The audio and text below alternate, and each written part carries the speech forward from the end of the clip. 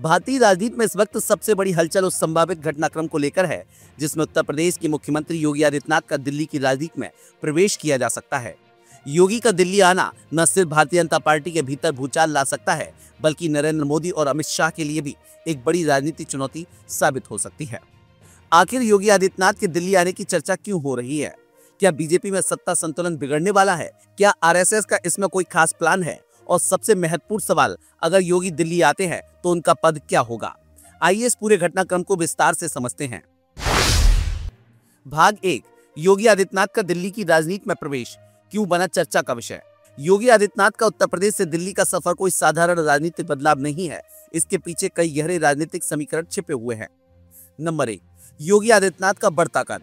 योगी आदित्यनाथ ने अपने 2 कार्यकालों में उत्तर प्रदेश में बीजेपी को लगातार मजबूत स्थिति में रखा है। 2022 के विधानसभा चुनाव में योगी आदित्यनाथ ने बीजेपी को बड़ी जीत दिलाई, जिसने उन्हें पार्टी का सबसे लोकप्रिय चेहरा बना दिया। योगी ने अपनी बुलडोजर राजनीति, अपराधियों पर सख्त कार्रवाई और हिंदुत्ववादी छवि के चलते बीजेपी के भीतर अलग ही पहचान बनाई है। उनकी लोकप्रियता का आलम यह है कि उन्हें प्रधानमंत्री पद के अगले दावेदार के रूप में भी देखा जाने लगा है। 2024 के लोकसभा चुनाव में उत्तर प्रदेश में बीजेपी की हार। 2024 के आम चुनाव में उत्तर प्रदेश में बीजेपी की उम्मीद से कम सीटें मिली। इस हार के बाद बीजेपी के भीतर गहन मंथन शुरू हो गया कि आखिर गलती कहां हुई। कई राजनीतिक विशेषज्ञों का मानना है कि मोदी शाह ने इस हार के लिए योगी आदित्यनाथ को जिम्मेदार ठहराया। आरएसएस का बढ़ता दबाव। आरएसएस लंबे समय से चाह रहा है कि योगी आदित्यनाथ को केंद्र की राजनीति में लाया जाए। आरएसएस का मानना है कि योगी आदित्यनाथ हिंदुत्व का मजबूत चेहरा है और 2025 के बाद मोदी के हटने पर वे प्रधानमंत्री के दावेदार हो सकते हैं। भाग 2, मोदी और शाह के लिए योगी क्यों बन सकते हैं सिरदर्द। योगी आदित्यनाथ का दिल्ली आना मोदी शाह के लिए सिर्फ एक साधारण राजनीतिक कदम नहीं है, बल्कि ये उनकी रणनीति के लिए सबसे बड़ी चुनौती बन सकता है। नरेंद्र मोदी का 75 वर्ष का नियम। भारतीय जनता पार्टी में यह नियम अनौपचारिक रूप से लागू है कि 75 वर्ष की आयु पार करने के बाद नेता पद से हट जाते हैं। नरेंद्र मोदी सितंबर 2025 में 75 वर्ष के हो जाएंगे। यदि मोदी इस नियम का पालन करते हैं तो प्रधानमंत्री पद खाली होगा और योगी आदित्यनाथ इसका सबसे मजबूत चेहरा बन सकते हैं। अमित शाह का सख्त विरोध। अमित शाह योगी आदित्यनाथ के रिश्ते हमेशा से तनावपूर्ण रहे हैं। अमित शाह, जो पार्टी में सबसे प्रभावशाली रणनीतिकार माने जाते हैं, कभी भी योगी के अधीन काम नहीं करना चाहेंगे। योगी आदित्यनाथ अपनी स्वतंत्र कार्यशैली के लिए जाने जाते हैं और वे अमित शाह के हस्तक्षेप को स्वीकार नहीं करेंगे। आरएसएस का हस्तक्षेप। आरएसएस पहले भी मोदी और शाह पर अपने विचार थोपने की कोशिश करता रहा है। अब आरएसएस चाहता है कि मोदी के बाद कोई ऐसा चेहरा पीएम बने जो हिंदुत्व एजेंडे को पूरी ताकत से आगे बढ़ा सके। आरएसएस के मुताबिक योगी आदित्यनाथ इस रोल के लिए सबसे उपयुक्त व्यक्ति हैं। भाग 3, अगर योगी दिल्ली आए तो किस पद पर होंगे। यह सवाल अब सबसे बड़ा है। क्या योगी आदित्यनाथ सीधे प्रधानमंत्री बनेंगे या किसी अन्य पद पर काबिज होंगे। राष्ट्रीय अध्यक्ष का पद। कुछ चर्चाओं में कहा जा रहा है कि योगी आदित्यनाथ को बीजेपी का राष्ट्रीय अध्यक्ष बनाया जा सकता है। राष्ट्रीय अध्यक्ष बनने पर योगी को केंद्र में बड़ी भूमिका मिल जाएगी और इससे उनका राजनीतिक कद और प्रभाव दोनों बढ़ेगा। गृह मंत्री बनने का प्रस्ताव। अमित शाह अगर प्रधानमंत्री पद के लिए अपनी दावेदारी पेश करते हैं तो योगी आदित्यनाथ को गृह मंत्री बनाया जा सकता है। गृह मंत्री का पद देश की आंतरिक सुरक्षा और कानून व्यवस्था का केंद्र होता है, जिसे योगी अपनी मजबूत छवि के साथ संभाल सकते हैं। प्रधानमंत्री बनने की संभावना। अगर नरेंद्र मोदी 2025 में 75 वर्ष की उम्र पूरी होने के बाद पद को छोड़ते हैं तो योगी आदित्यनाथ का प्रधानमंत्री बनना संभव है। हालांकि इस स्थिति में अमित शाह का विरोध तय माना जा रहा है। भाग 4, यूपी चुनाव 2027 पर असर। अगर योगी आदित्यनाथ दिल्ली चले जाते हैं तो उत्तर प्रदेश का भविष्य भी प्रभावित होगा। बीजेपी की मुश्किलें बढ़ेंगी। योगी आदित्यनाथ के नेतृत्व में बीजेपी को उत्तर प्रदेश में हिंदू वोटों का बड़ा फायदा मिला है। योगी के हटने के बाद पार्टी को एक नया चेहरा लाना पड़ेगा जो उनके जितना प्रभावी साबित नहीं हो सकता। दिल्ली का बदला प्लान। बीजेपी के अंदर कुछ नेता योगी आदित्यनाथ की बढ़ती लोकप्रियता से नाखुश हैं। ऐसी अटकलें हैं कि अगर योगी को दिल्ली लाकर किनारे कर दिया जाए तो 2027 में यूपी में बीजेपी का प्रदर्शन खराब हो सकता है। मोदी शाह की टीम शायद इसी रणनीति पर काम कर रही है कि योगी के बिना यूपी में बीजेपी कमजोर पड़ जाए। भाग 5, मोदी के लिए सबसे बड़ी चिंता। नरेंद्र मोदी के लिए योगी आदित्यनाथ का बढ़ता प्रभाव चिंता का विषय है। 2024 के चुनाव में उत्तर प्रदेश में हार के बाद मोदी और शाह ने योगी को जिम्मेदार ठहराया था। मोदी जानते हैं कि योगी को केंद्र में लाना उन्हें चुनौती दे सकता है। आरएसएस का दबाव भी मोदी पर रहेगा कि वे योगी को ज्यादा ताकतवर न बनने दें। भाग 6, नतीजा क्या हो सकता है? आने वाले महीनों में 3 बड़े सवालों का जवाब मिलेगा। नंबर 1, क्या योगी आदित्यनाथ को दिल्ली लाया जाएगा?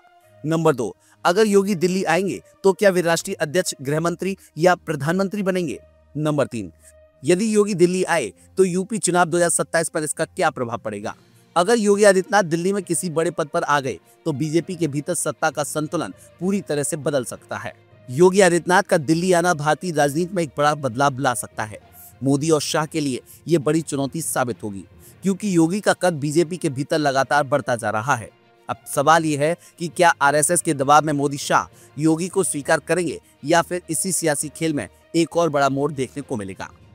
आने वाले दिनों में बीजेपी की रणनीति और योगी आदित्यनाथ का रुख भारतीय राजनीति की दिशा तय करेगा। जो 9 निर्वाचित गोरखपुर जर्नलिस्ट प्रेस क्लब के जो हमारे पदाधिकारी हैं, उन सबको इस बात के लिए आश्वस्त करता हूं कि एक नए डायलॉग को स्थापित करने के लिए मीडिया की इस सकारात्मक भूमिका को आगे बढ़ाने के लिए जिस भी प्रकार के सहयोग की आवश्यकता पड़ेगी, सरकार आपके साथ खड़ी होगी, क्योंकि वह अंततः समाज से जुड़ा हुआ कोई भी कार्य यह सरकार का ही कार्य होता है। यह आवश्यक नहीं कि सरकार के एजेंडे के अनुसार आप चलें, लेकिन हाँ, जो भी इस प्रकार की पहल होगी जिससे समाज का कल्याण का मार्ग प्रशस्त होता है, उसमें सरकार की पूरी सकारात्मक भूमिका के साथ सहयोग उन सभी संस्थाओं को और उन सभी संगठनों को प्राप्त होगा जो इस भावना के साथ अपने कार्यक्रम को आगे बढ़ा रहे हैं। इस कार्यक्रम के पहले मुझे मां शाकंभरी विश्वविद्यालय के नवनिर्मित भवन को देखने का अवसर प्राप्त हुआ। सहारनपुर में भी विश्वविद्यालय हो, यह आज से 10 वर्ष पहले कल्पना थी। 5 वर्ष पहले तक कोई सोच भी नहीं सकता था कि यह हो सकता है, लेकिन नवल इंजन की सरकार ने सहारनपुर में मां शाकंभरी के नाम पर विश्वविद्यालय का निर्माण कर दिया है।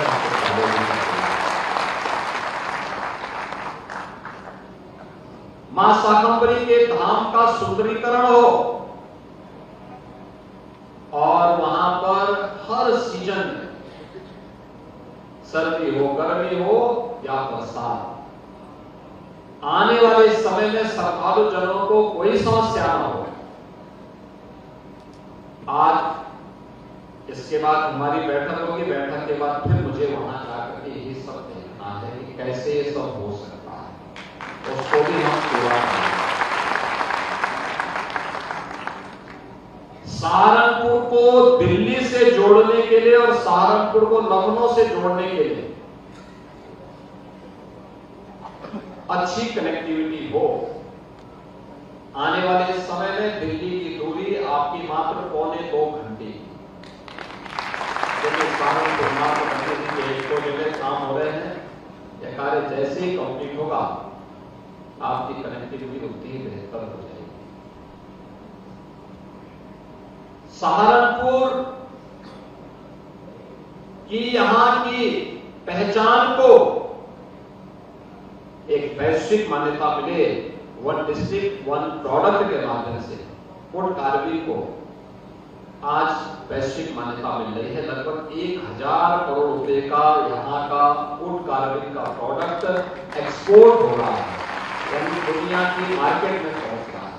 और आप हमसे जुड़े रहने के लिए सब्सक्राइब करें YouTube पर, फॉलो करें Twitter पर और लाइक करें Facebook पर। और ज्यादा जानकारी के लिए आपको टाइप करना होगा सिर्फ न्यूज़ नशा।